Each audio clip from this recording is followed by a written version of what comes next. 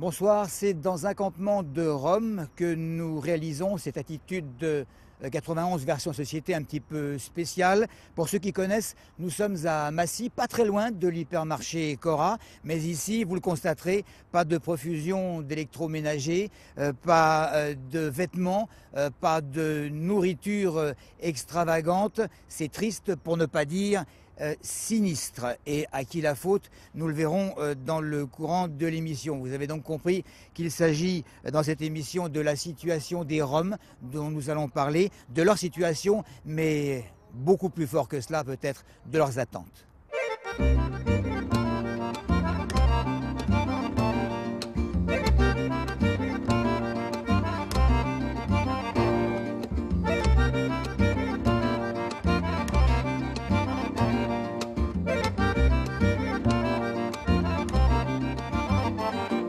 Christelle Maïcon, bonsoir.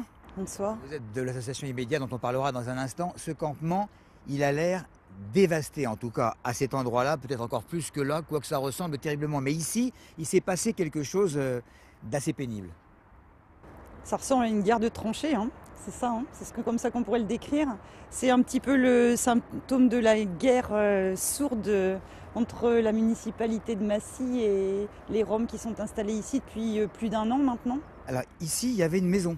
Donc le 1er octobre, la mairie est venue ici, a détruit les 2/3 des baraques qui se trouvent sur ce campement. Et dans les jours qui ont suivi, on a vu des tranchées se creuser.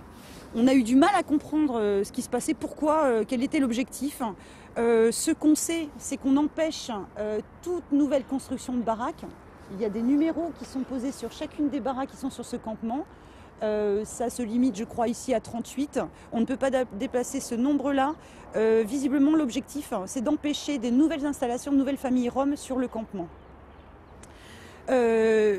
Également, bon, il y a eu des erreurs qui ont été faites sur le parcours, c'est-à-dire qu'en empêchant la construction de nouvelles baraques, on a aussi empêché quelqu'un de reconstruire sa baraque pour l'isoler à la fois de la pluie et des rats. Ces rats, si je puis dire, ils ont une histoire parce que depuis le début, ils sont là, on n'arrive pas à s'en débarrasser et il y a des périodes où ils se manifestent peut-être plus que d'habitude. Nous, ce qu'on voulait, c'est qu'il y ait une dératisation. On en a parlé avec la mairie, on l'a demandé. On était aussi dans la position de dire, voilà, il faudrait quand même aider ces gens à débarrasser les détritus parce qu'ils peuvent le faire partiellement eux-mêmes, mais l'accumulation était telle qu'elle dépassait leur capacité. C'était plus possible, quoi. Il fallait y aller franchement à la pelleteuse, il n'y avait pas de solution, quoi. Voilà, les pelleteuses sont arrivées et on en revient à cette destruction de maisons qui étaient occupées avec des enfants. Les gens ont été littéralement terrorisés. Toutes les baraques se sont trouvées entourées de ces bulldozers qui remuaient tout, qui faisaient un bruit fou et détruisaient tout. Mais vous avez votre baraque et tout autour de vous, on détruit tout sans rien vous demander, sans rien vous dire, sans rien expliquer, quoi. On a à plusieurs reprises entendu un certain nombre de maires, parmi lesquels celui de Massy, dire qu'il n'était pas responsable de peut-être certains manquements de l'État, disent-ils, puisqu'ils attendent également pas mal de moyens de la part de l'État pour régler ces problèmes. Je vous propose d'écouter Vincent Delahaye qui s'est expliqué sur ce qui s'est passé. On a fait un nettoyage complet et on a labouré le terrain. Et on ne souhaite pas que le camp s'étende, parce que juste après, on s'est aperçu qu'il y avait 4 cabanes en cours de construction. Donc on est allé supprimer ces cabanes en cours de construction en disant c'est pas parce qu'on a nettoyé que vous pouvez vous étendre. Quels moyens vous avez utilisés justement pour ne pas favoriser cette extension? Cette extension, maintenant il y a une surveillance très très régulière que l'on fait, je dis pas quotidiennement, mais presque. Et le long de la voie, il y a eu des tranchées pour éviter que les véhicules rentrent sur les terrains. Et donc oui, on a fait en sorte qu'il n'y ait pas de possibilité d'agrandissement du camp. C'est aussi une façon indirecte de les inciter à... oui, bien sûr. En tout cas, ils savent qu'on est déterminé à ce qu'ils partent. Donc ça, je crois que c'est clair. Maintenant, on suit la piste juridique. Ça, c'est clair aussi. Qu'est-ce que ça vous inspire comme réflexion ? Ça m'inspire que c'est pas forcément une solution, mais qu'on n'a pas beaucoup d'autres. Et que personne ne veut vraiment résoudre le problème. Alors, au niveau de l'État, on nous dit, au niveau européen, il y a une politique qui est suivie, qui est plutôt de les aider à s'implanter dans leur pays d'origine. Et il y a une aide assez importante qui est proposée à ce titre-là. Et du coup, l'Europe ne veut pas changer de politique. Ils ont une politique, ils disent c'est celle-là sur laquelle on tient. On travaille avec l'État aussi pour voir ce que l'État peut faire, hors de toute décision juridique. Et puis en même temps, on est partie prenante des discussions qui pourraient avoir lieu au niveau départemental, voire régional, comme je vous le disais, pour essayer de trouver des solutions, sans qu'on ait une panacée miracle, malheureusement.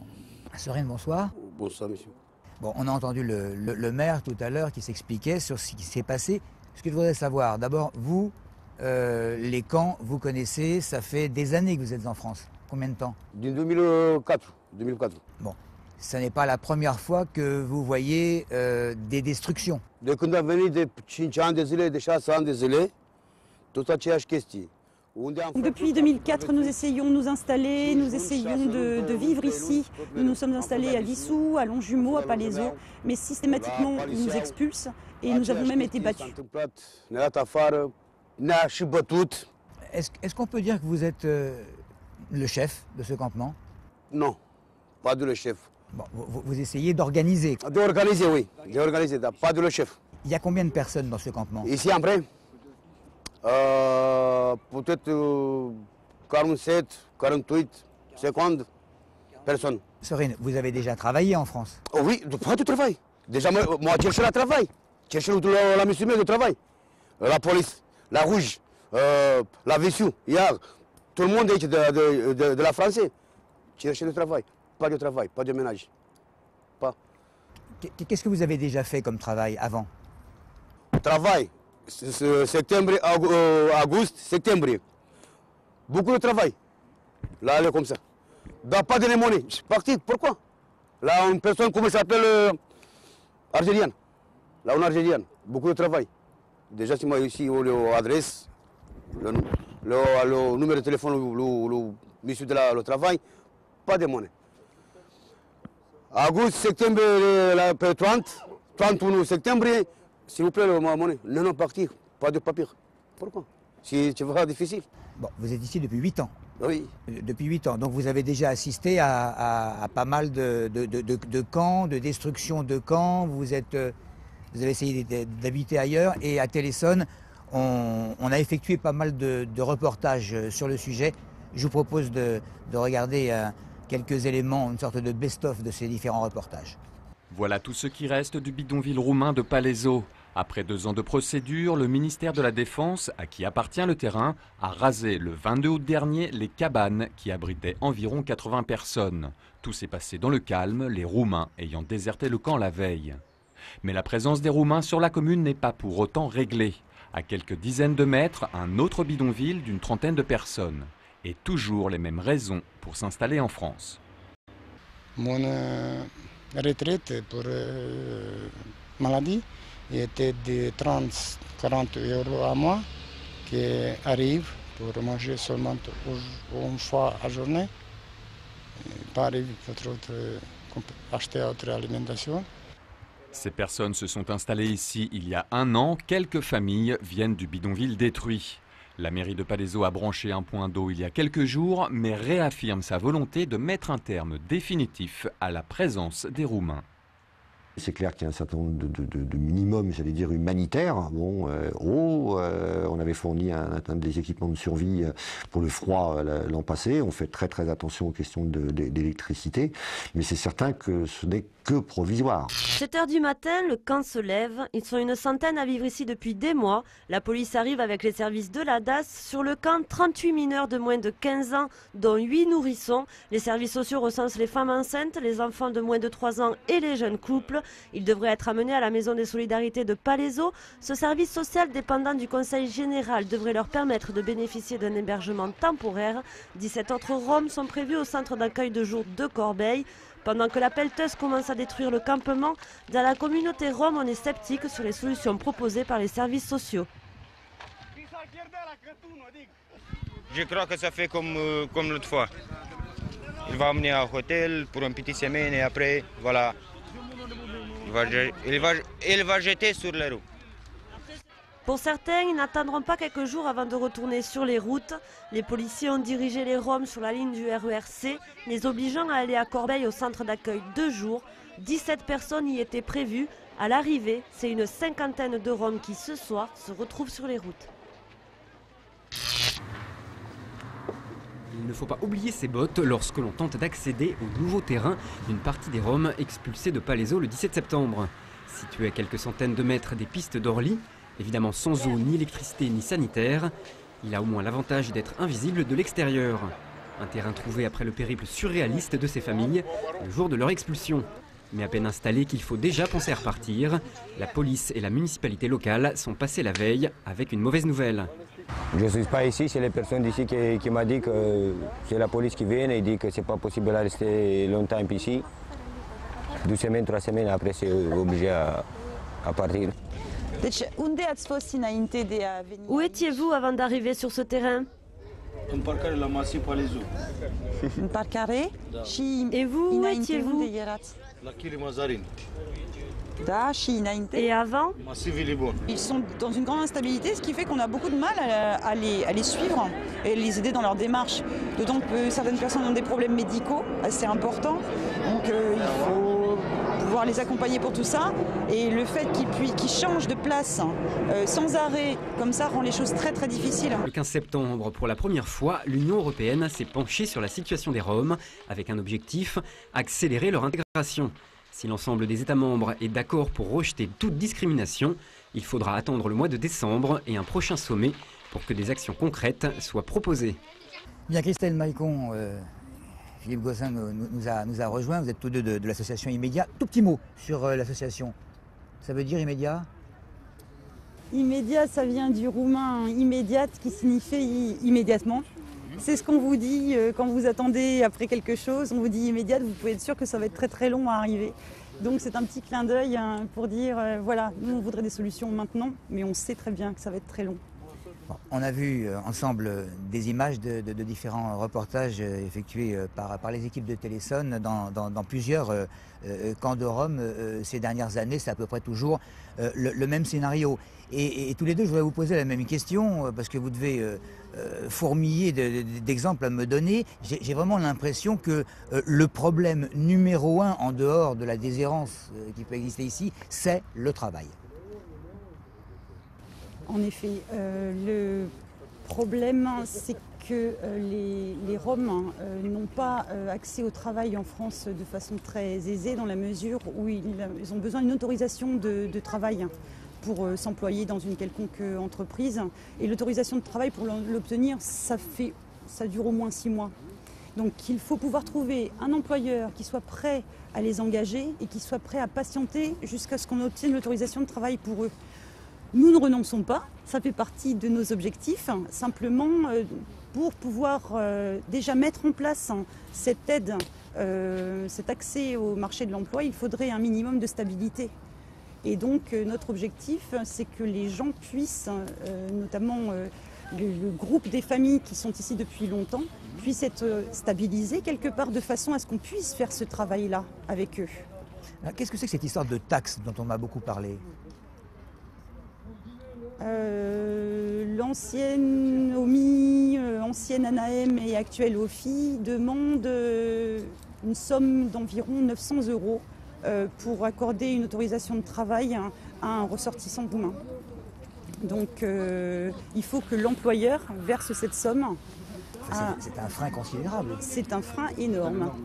C'est un énorme frein parce que peu d'employeurs prennent le risque de payer une taxe sans être sûr après d'avoir l'autorisation de travail. Parce que cette taxe est payée en avance et évidemment, on ne sait pas si l'autorisation de travail sera accordée ou pas. Étant tous deux spécialistes vraiment de la question et de cette déshérence des Roms, vous considérez que l'accès au travail est ce qu'il y a de primordial. Mais alors l'accès aux études également, parce que ce sont les études qui mènent au travail, doit être problématique également pour les enfants. Le fait que, bien sûr, pour les enfants les plus petits, la mairie ne soit pas très d'accord avec la présence des parents ne facilite pas tout à fait les choses. Mais c'est surtout fondamentalement l'instabilité, le fait qu'on ne sache pas de quoi demain sera fait, où se trouveront les gens, s'ils devront se redéployer sur un nouvel endroit qui sera plus loin de l'école éventuelle où les enfants sont inscrits, qui représente un frein. Philippe Gossin, vous évoquiez tout à l'heure, hors antenne et hors caméra, le grand problème de l'eau dans un campement de fortune comme celui-ci.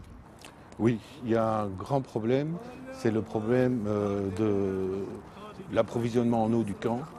Il y a un seul point d'eau disponible d'un robinet poussoir qui est difficile à manipuler et il est situé à environ plus de 500 mètres de l'entrée du camp. Donc ça fait des trajets de plus d'1 kilomètre pour l'approvisionnement en eau. Ce sont des jeunes, en général des adolescents ou les femmes avec des bidons qui vont s'approvisionner et il y a une queue puisqu'il y a un seul point, donc c'est vraiment très, très compliqué et très difficile et ça provoque des problèmes d'hygiène sur le camp. Voilà, le problème concret qui se pose, c'est qu'un enfant qui est scolarisé, et je connais un cas, ayant des problèmes d'approvisionnement d'eau, ne peut pas faire sa toilette chaque jour comme il le faudrait. Et donc à partir de là, parfois pour l'enfant c'est un problème et il ne se présente pas à l'école simplement parce qu'il n'a pas de vêtements propres, une hygiène corporelle suffisante. C'est très très important pour les gens, l'apparence qu'ils donnent, l'image qu'ils donnent à l'extérieur. Et c'est souvent un frein, ce manque d'hygiène à la scolarisation par exemple. Je ne pense pas que qui que ce soit de la mairie ait à se plaindre de leur comportement. Ni les jardiniers qui se trouvent de l'autre côté, ni les promeneurs sur le parc. Je pense non pas à se plaindre de l'attitude qu'ils ont d'une manière générale, parce que ce ne sont pas des personnes agressives, ce sont des personnes qui sont en demande. On va terminer par une petite chose qui vous a probablement choqué, c'est ce contrôle avec ces fameux tatouages. Ça ne s'est pas produit ici. Je sais. Donc oui, j'en ai entendu parler, nous en avons entendu parler. Effectivement, c'est une très grosse maladresse et ça renvoie à des époques, des souvenirs très, très, très, très douloureux de l'histoire. On considère que tout le monde ici est en cohésion, donc les Roms s'entendent contre le reste du monde, alors qu'on a des gens qui se battent au quotidien, qui ont travaillé il y a quelques années, mais qui ne peuvent plus travailler en Roumanie parce que le développement économique est tel qu'il laisse beaucoup de monde sur la route, qui sont venus ici pour chercher du travail et qui n'arrivent pas à se faire entendre, à être reçus et à accéder à l'emploi. Qu'est-ce que c'est l'avenir pour eux? L'avenir, c'est de petit à petit, avec un certain nombre de familles qui sont volontaires, parvenir à une situation d'intégration, une situation de vie normale. En Roumanie, les gens ont des maisons, vivent dans des conditions tout à fait correctes, c'est-à-dire dans des conditions d'hygiène normales. Et ils ne sont pas habitués à vivre dans les détritus. Ça n'est pas un mode de vie normal pour eux. Je sais, mais leurs détracteurs disent à ce moment-là qu'ils restent en Roumanie. Ils ne peuvent pas rester en Roumanie parce qu'ils ne peuvent pas y vivre, tout simplement. Ce qui les pousse à supporter une telle misère, c'est qu'ils ne peuvent pas vivre en Roumanie, étant donné qu'ils n'ont pas de revenus, qu'ils n'ont pas de possibilité d'en obtenir très, très facilement. Les gens d'ici viennent de la région de Craiova, qui est un désert économique. Autour de Craiova, en tout cas, Craiova est la grande ville et la campagne, c'est un désert. C'est-à-dire qu'en fait, ils ne peuvent s'employer que dans les champs de temps en temps, comme saisonniers, et c'est tout. C'est-à-dire qu'il n'y a plus d'activité, en réalité, c'est ce qui fuit. Je vous remercie d'avoir favorisé notre visite dans ce campement. L'émission, évidemment, elle ne va pas durer toute la journée, on ne peut pas se permettre, le temps qui nous est imparti s'est écoulé extrêmement rapidement. J'espère que vous avez appris certaines choses, j'espère que vous aurez des idées qui se seront remises peut-être en place, parce qu'on a tous des a priori. Il y a des gens qui cherchent du travail. Je pense que s'ils trouvaient du travail, leurs enfants iraient à l'école, il n'y aurait plus de problèmes d'hygiène que nous connaissons en voyant ces images ici. L'hiver approche, ça va être encore plus épouvantable que ce que nous avons vu. Il y aura peut-être moyen d'aider ces personnes, comme d'autres d'ailleurs, parce qu'il n'y a pas que les Roms qui sont évidemment confrontés à des problèmes quotidiens. Je vous remercie de nous avoir écoutés et d'être toujours à l'écoute de Téléson.